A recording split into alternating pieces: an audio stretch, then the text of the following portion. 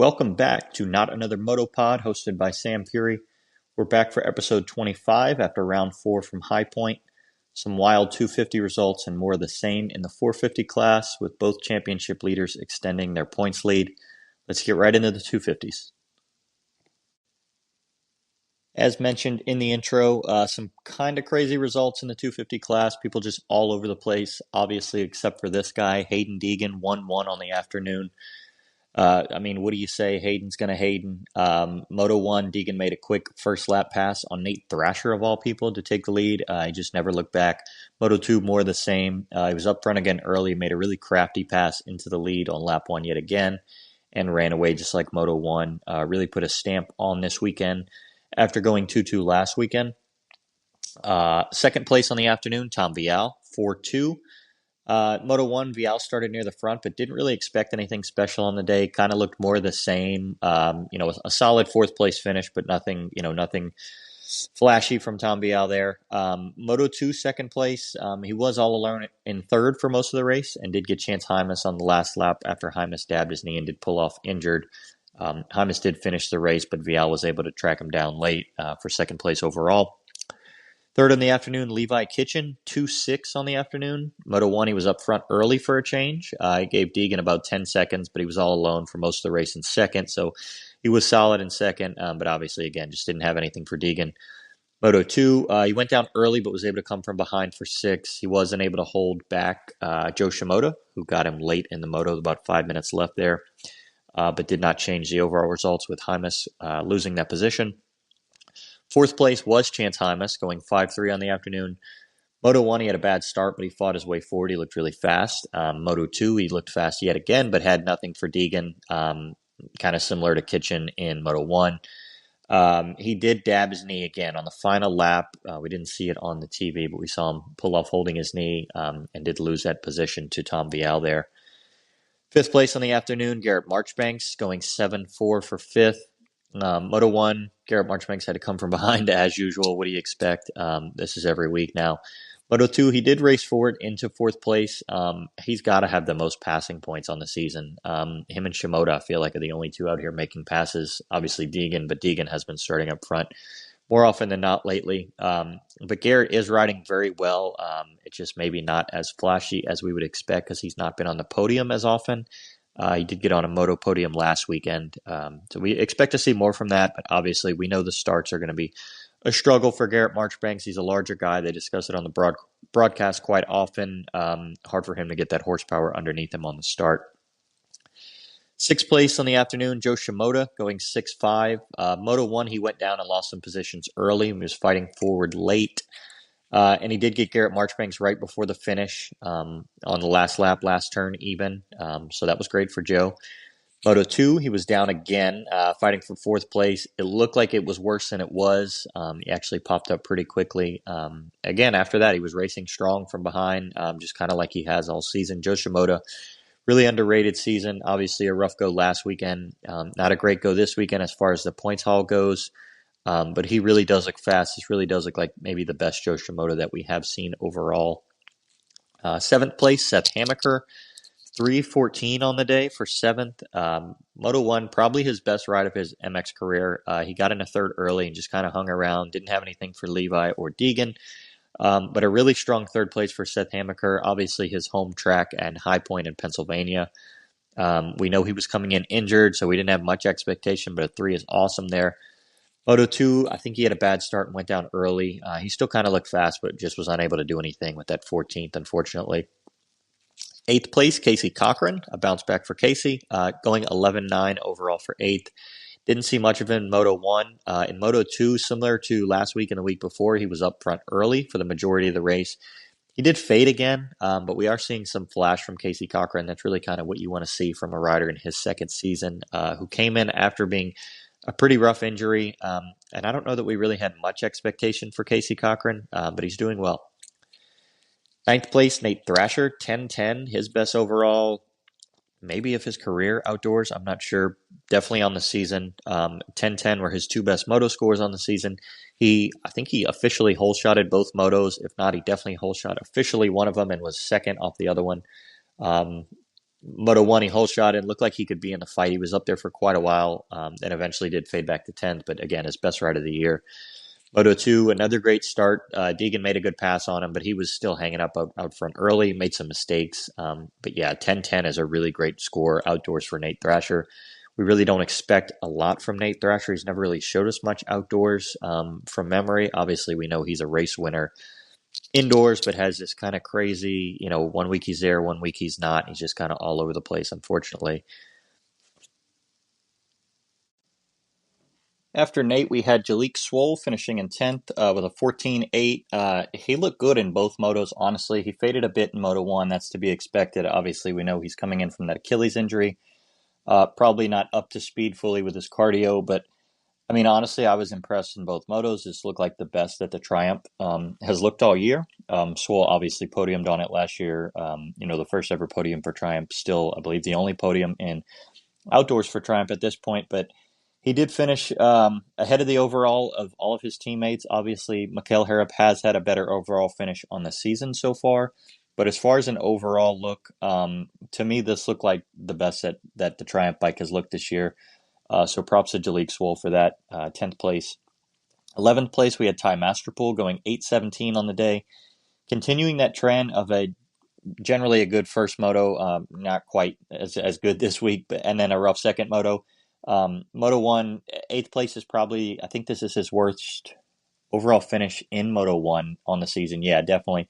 Um, Not really sure what happened. He did have to fight his way through the pack. I think he had a rough start. This is odd after the last few weeks where he's been up in contention in that top 5. He's been, solid up there in the first motos every week.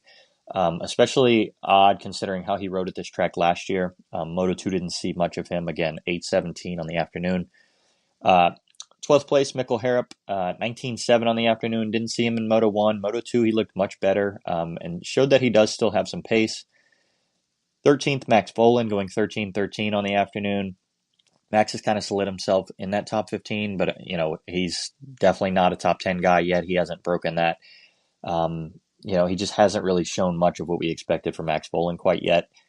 14th, Jordan Smith, 12.16, kind of similar for Jordan Smith as it is for Max Vohland. They've been around each other every week. 15th, Michael Mosman, 9.20. Michael has definitely shown some stuff this year. He's just had some unfortunate mistakes, maybe pushing it a little too hard at times. He must have gone down. He made a mistake or something of the sort because he went from 5th to 9 late in Moto 1 where he was riding well. In Moto 2, unfortunately, we did see him go down off the start. It just had to fight his way from last into 20th, so it did score points, but just unfortunate. With how good he is riding, it really has not produced technically the overall results, but he's been up front, and he's been a name every week. We showed that he's definitely got some pace. 16th, Ryder D, 21.11, another kind of disappointing weekend from Ryder D. A couple weeks ago, I said that I would kind of look at Casey versus Ryder D, and at this point, I think Casey is riding better than him. Obviously, they are teammates. We think there's only going to be one spot available at that Gas team next year. Heard that Ryder D was going to get that spot, but who knows at this point. Casey Cochran is riding really well, and Ryder D just hasn't shown much. 17th, Dylan Schwartz. Rough weekend for Dylan Schwartz after breaking top 10 last week, going 40-12 on the afternoon. 12 much better in Moto 2, obviously. Of course, a DNF as at 40th in Moto 1. 18th, Caden Manier, 2015. He was up front early, I believe, in Moto 2. And again, something must have happened. He went down to finish 15th there. 19th, Avery Long, going 17-18 on the afternoon. Avery looked good last week, just didn't see much of him this week. Not quite as up front as he was maybe last week when he was running strong in the top 10. But 17-18, good solid finishes for Avery Long, about where he belongs, kind of at the tail end of some of these factory guys. Avery Long, of course, on that AEO KTM bike. So in the top 20 is a good ride for him. 20th, Juju Bomer, 1540, that's a 15 DNF. He did go down in both motos. The second moto crash was pretty rough. He did say after the fact that his bike was pretty beat up after, and so he did pull off. 21st place, Drew Adams, 1635. Pretty disappointing week for Drew Adams there. In both motos, we have seen him inside the top 6, 7, and kind of been a staple inside that top 10. So finishing 1635, I would imagine that would be a DNF in Moto 2. Not great for him. 22nd on the afternoon, Austin Forkner. It's still not growing great for Forkner, unfortunately. 18 in Moto 1, and then the DNF in Moto 2, we did see him pull off. 23rd in Moto 2, 23rd overall, Gavin Towers, 24-19. Towers has not been great this year, so good to see him at least score some points in that second moto there with the 19th. And 24th in the last point scorer of the afternoon, Lux Turner with a 27-21. Teammates, of course, with Avery Long. Good ride for Lux Turner there. The points in the 250 class after 4 rounds, Hayden Deegan, 194 points. Joe Shimoda is 42 points behind. Chance Hymas and Garrett Marchbanks are tied 62 points back of Hayden Deegan. Unfortunately, already 4 motos into this thing. Hayden's going to wrap this thing up early and maybe several rounds early at this rate.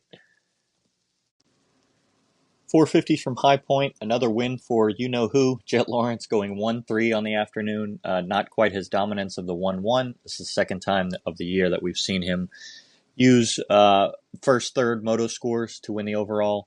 Moto 1, he did get the whole shot and just held his lead out front the way he does. He did make a rare mistake and stalled the bike and gave up the lead to the top 2 guys, AP and Hunter Lawrence, and then he kind of turned on the afterburners. AP led for about 10 minutes there. Jet got past him, and then just held his lead the way that he does to run on for that moto win. Moto 2, he had a really bad start, but patiently made pass after pass in the mud. Obviously, the rain had started at that point. Was able to get into third place and took the overall with a 1-3 over Hunter Lawrence's 2-2. Solid riding there for Jet.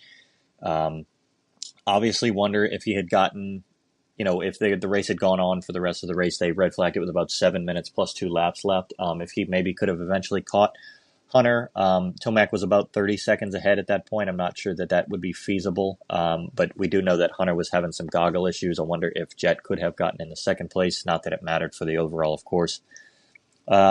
Second overall, Hunter Lawrence, 2-2 on the afternoon, was looking good to get his first ever overall win until Jet, of course, got into third place late there in the moto. In Moto 1, Hunter was following AP and Jet. Made the move on AP for second late in that race, and he looked really comfy at this racetrack. In Moto 2, he did whole shot, though Tomac did get by him very quickly. He rode great in second despite struggling with the goggles. Again, as he said after the fact, he was about 15 seconds back of Eli. But he looked good. He looked racy. He looked comfortable out there. Third place on the afternoon, rounding out the podium, is Eli Tomac, 5-1 on the afternoon. Eli had a pretty bad start in Moto 1. He had to come from behind. He did get stuck behind Jay Coop after putting in some really fast laps. I believe the fastest laps of the race, actually, but he just couldn't make the pass on Jay Coop late there. They did get in a battle, but was unable to move forward. In Moto 2, Eli did start up front, and he kind of put in just a dominant ride the way that we've seen Eli do in the mud, obviously changing conditions, and he was able to win that shortened moto. Fourth place on the afternoon, Aaron Plessinger, 3-4 rides for the afternoon for AP. Moto 1, he was asserting dominance over Jay Coop. He just went after him. He tried to go after Jet. Moved into the lead after a mistake from Jet, of course, led for about 10 minutes. And another week of leading laps, you'd think this has to be confidence building for AP. That he knows he now belongs up there. He did hold off Jay Coop and Eli for third. I think Jay Coop did get past him at one point, but AP was able to retaliate. He did hold on to third place in Moto 1. Moto 2, he was battling with Jay Coop for third for quite a while. He did make the pass on him at one point, and then, of course, had to pull in for goggles, lost a few seconds there, and lost the position. And then, of course, with the shortened motos there, was unable to get back up there, unfortunately. Fifth place, Justin Cooper, Jay Coop, 4-5 on the afternoon. Moto 1, he had a great start and tried to keep up with Jet, try to keep him honest there, but got passed by AP, and he did have a great battle with AP and Eli again as they finished. Was able to hold off Eli, which was a strong showing there in Moto 1. Moto 2, Jay Coop, just another battle with AP. This is week after week. We're seeing these guys battle. The top 5 has not changed 4 races in, and we've had the same top 5 overall. These guys, in my opinion, do look like they're starting to separate themselves from Jay Coop, but Jay Coop has definitely solidified himself as that top 5 guy, whether he's 4 or 5, but he's definitely been in the battle. So really strong showing from Jay Coop regardless of the overall result. Sixth place, Joey Savacci, his best finish of the season, 8-6 on the afternoon. Moto 1, he methodically moved forward. Moto 2, he looked good in the mud. Just a solid race there from Joey Savacci. Seventh place, Jason Anderson going 7-7 on the afternoon. Jason looks like he may be back to form or rounding back into form. Obviously, does not have the speed of the top five guys out here. Never been a great outdoor guy, but has definitely had his wins here and there. And definitely probably a faster than a seventh place overall, but regardless, kind of bouncing back into shape. Eighth place, RJ Hampshire going 6-8 on the afternoon. Really unfortunate moto scores in the math here with Joey going 8-6 for 6th and RJ going 6-8 for 8th. But that's the way it goes sometimes with the math. The overalls can get kind of funky. RJ rode pretty well, in both races. We do look to see him kind of solidify himself as the sixth place guy. Maybe if the motos had gone the entire length in Moto 2, he could have, gotten up to sixth place. Who knows there? Obviously, some unfortunate circumstances in Moto 2. Ninth place, Cody Schock, another week inside the top 10. We said it early. We said Cody Schock could get inside the top 10 and run with these guys, and he showed it. 10-9 on the afternoon. Really good riding from him. 10th place overall, Cooper Webb. Webb was top 5 in Moto 1, kind of faded a bit. In Moto 2, he went down on the first turn and was able to fight his way back to 11th, so solid finish there in Moto 2 for Webb. That result probably not telling the whole story, knowing that he went down early and was probably 40th, honestly, off the jump. 11th place, Benoit Pacharel, 11-10 on the afternoon, about where he's been finishing. He is starting to separate himself from fellow MXGP rider Valentin Guillaume, who finished 14th on the afternoon, but good riding by Benoit. 12th, Colt Nichols, another good week. This is 2 weeks in a row that have been solid rides for Colt Nichols, going 13-12 on the afternoon. Really good to see Colt Nichols kind of bouncing back from what was a really rough start to the season, as well as a rough Supercross season. 13th, Mitchell Harrison, going 14-14 on the afternoon. Good bounce back for him. Obviously had some rough motos to start the year, but has looked good the last 2 weekends. 14th, as I mentioned, Valentin Guillaume, 17-13 on the afternoon. 15th, Grant Harlan, 15-16. Good riding by Grant Harlan. Also struggled at the opener this year, so good to see him back inside the top 15. 16th, Hari Kulas, 16-18 on the afternoon. 17th, Jorge Prado, 12-23. He was up there early. He rode in the top 5 pretty long for quite a while in Moto 1 and did unfortunately fade back to 12th. Struggled in Moto 2 with the 23rd. Not sure if something happened there with the bike, or what happened. Obviously expect him to be within the top 6, 7, maybe not as far back as 17th, but just an unfortunate, riding on the afternoon there for Prado. 18th on the afternoon, Freddie Noren going 18-17 overall. 19th, Bryson Gardner, really good riding. I think this may be, Bloss got top 15 last week, I believe. This is the second moto scoring overall for the Beta guys. Bryson Gardner, of course, the brother of Carlin Gardner, the team manager over there at the Beta track. So 24-15 for 19th overall. Good ride there. 20th, Brad West, 40th and 19th. We did hear that he got docked some positions in Moto 1 for cutting the first turn. He got docked like 10 positions, so that 40th is the result of that. But a 19th, a solid ride in Moto 2.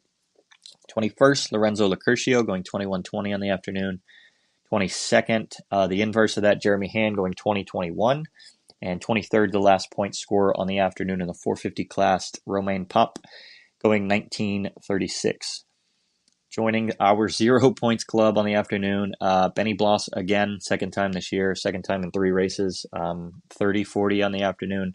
Obviously a DNF there in Moto 2. Not sure if the Beta guys are going to continue to ride the outdoor series. I had initially heard that they were only scheduled to ride 3 outdoors, and they've raced the last 3. So we'll see going forward if Benny Bloss is a part of the field.